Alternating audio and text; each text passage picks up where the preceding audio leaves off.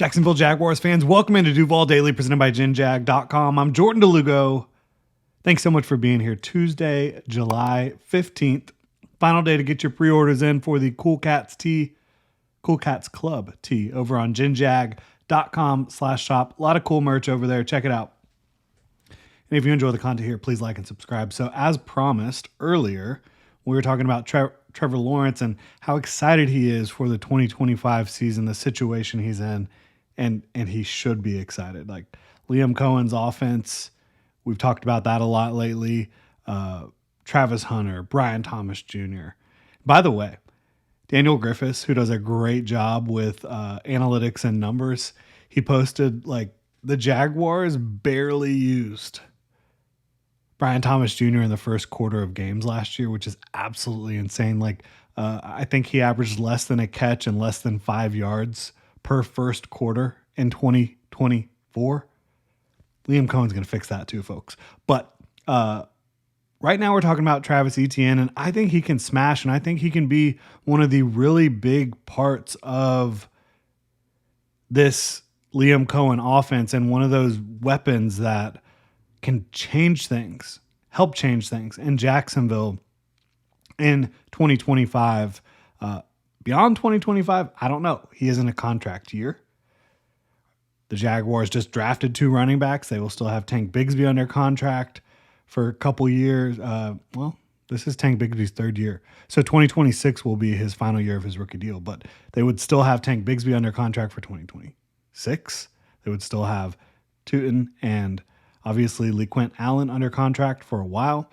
So I don't know what his future is in Jacksonville beyond 2025. In fact, if he has a really good year, it would kind of surprise me if he doesn't test the market. But I think 2025 is going to be a big one for him. In 2022, his essentially rookie year after missing 2021 with the Liz Frank injury, over 1,500 rushing and receiving yards combined. He was... like the efficiency numbers were pretty strong for him, but a lot of that came on chunk plays because even in 2022, when the Jaguars offense got humming, like there was still a lot of inconsistency in the run blocking and run game department.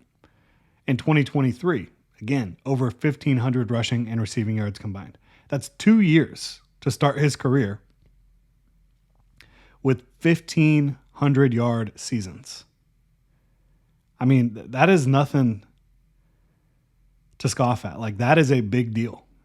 1,500 rushing and receiving yards combined in each of those 2 seasons, in 2022 and 2023. There were people after, and not just people, the ESPN, annual rankings like that poll scouts, coaches, executives, and by no means are these rankings flawless. I mean, they had Lamar Jackson as, I think, the 4th quarterback this year. So obviously not flawless, but still a large group of high-ranking folks in the NFL had Travis Etienne as a top 10 back after the 2023 season, heading into 2024. I did too. I mean, for sure. It was a down year, though. 2024 was a down year for Travis Etienne. It was a down year for everyone on the Jaguars offense not named Brian Thomas Jr. Quite frankly, it really was. It was not pretty. And there's a lot that goes into that. I think a lot of the problem is now gone. You talk about the dysfunction in the building, the lack of energy, excitement, juice, the lack of play calling, creativity, evolving the offense was not happening. In fact, it was devolving. 2022, the Doug Peterson offense in Jacksonville peaked. 2023, I really don't know if it was losing Jim Bob Cooter or what, but or like that in conjunction with Press Taylor taking on more of the play calling duty. I don't know, but it wasn't pretty. It wasn't horrible, but like the passing game got stagnant in 2023, and then it bottomed out in 2024 from a route concept standpoint. Play sequencing we talk about a good bit. It just wasn't pretty. And there was a lot of injuries as well. So again, last year, 2024, it was a down year for everyone not named Brian Thomas Jr. On that offense. And I think in this new offense, in this new situation, Travis Etienne is going to smash. Again, he's in a contract year. And contract years, they're not undefeated, but that hit rate is extremely high when you talk about players going into contract years having a big season, especially when you're talking about going into that second contract. For most players, that second contract is the big opportunity to cash in. And running backs don't get paid the way they probably should. They don't get paid the way a lot of other positions get paid. But you can still have that biggest contract of your career by a wide margin going into that second contract. So the reason beyond the contract year that I think Travis Etienne is going to smash, beyond the fact that he smashed in 2 out of the 3 years he's been healthy in Jacksonville, is Liam Cohen and the talent around him. Liam Cohen thrives at creating space in the run game. And one thing I've told y'all consistently, even though I don't think that the interior of the offensive line is like as impressive as it could be based on the resources the Jaguars had, I do think it's tough. It's gritty. It has enough functional athleticism in the run game and guys that will finish through the whistle. I think they are going to be a better run blocking unit. But Liam Cohen, he thrives at creating space in general, but in the run game especially. We've talked about this. He does it with motions, misdirection, getting the defense flowing one direction and then hitting them in the other direction. He does it via the numbers game. You'll see pre-snap movement and at the snap movement of offensive linemen, of tight ends often, of blockers in general, whether that be a tight end, an offensive lineman, a receiver, or running back. Play sequencing, tendency breakers, just the spacing of the offense, the wild amount of different formations he can present to you, and doing the same things from those different formations, but doing it in a way that's pretty confusing for the defense. Again, the illusion of complexity they always talk about with this offense.